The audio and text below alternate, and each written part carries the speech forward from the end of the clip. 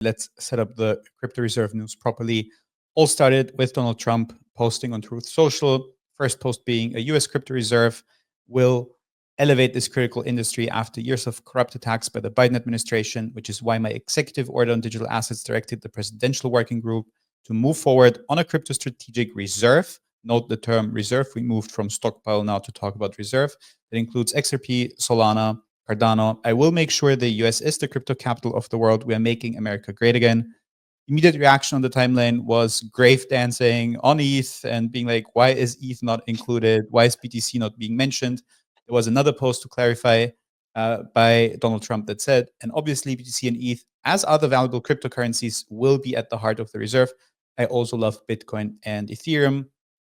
One of the first immediate posts, and we also touched on it, but still I want to mention it again, is by Eric Trump saying, I love the genius of announcing a strategic reserve on a Sunday. Traditional markets are closed and Wall Street sleeps. For the first time, retail investors win. There's been some criticism to that in the comments, most prominently by Keyboard Monkey, very famous trader in this space. Also said, a bit confused how retail wins in this scenario when most retail unsophisticated participants would have bought the ETFs if they wanted exposure to cryptocurrencies. That is, so that was some of the pushback directly to this post by Eric Trump. Obviously, Peter Schiff, the gold bull, had to comment on that as well, saying he understands actually the rationale for a Bitcoin reserve, doesn't agree with it, but gets it. We do have a gold reserve. Bitcoin is digital gold, which is better than analog gold. So let's create a Bitcoin reserve too. But what's the rationale for an XRP reserve? Why the hell would we need that?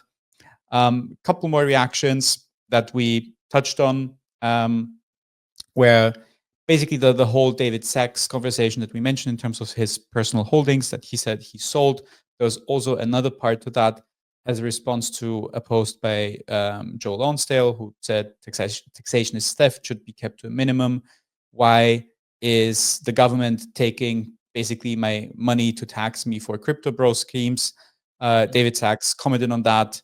Nobody announced the tax or a spending program. Maybe you should wait to actually find out what's actually being proposed. And then there were a couple more takes, but there's only one that I really want to get into before I'm going to pause for a bit, which was quick thoughts on the strategic reserve.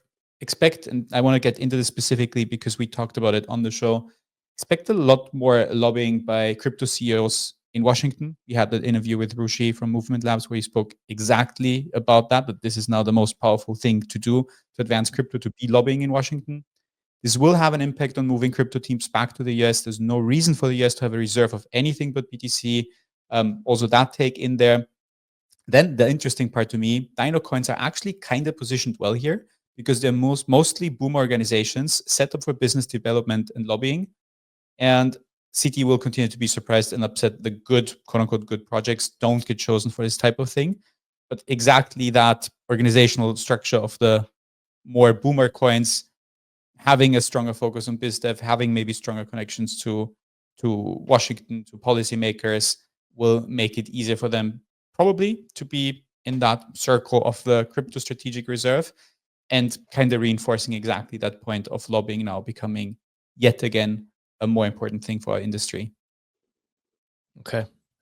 Excellent summary. I think that's super helpful to understand a little bit of the timeline of the announcements yesterday regarding the crypto reserve and some of the reactions to it.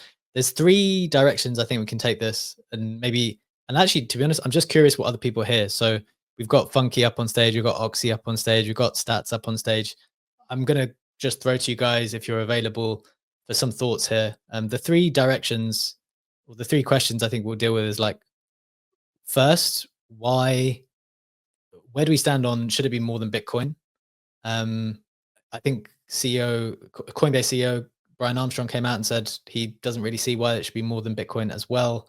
The only other argument I saw for more than Bitcoin was that, look, if this is going to be strategically important in the future, if blockchains are going to be strategically important, the US should own a portion of all of them.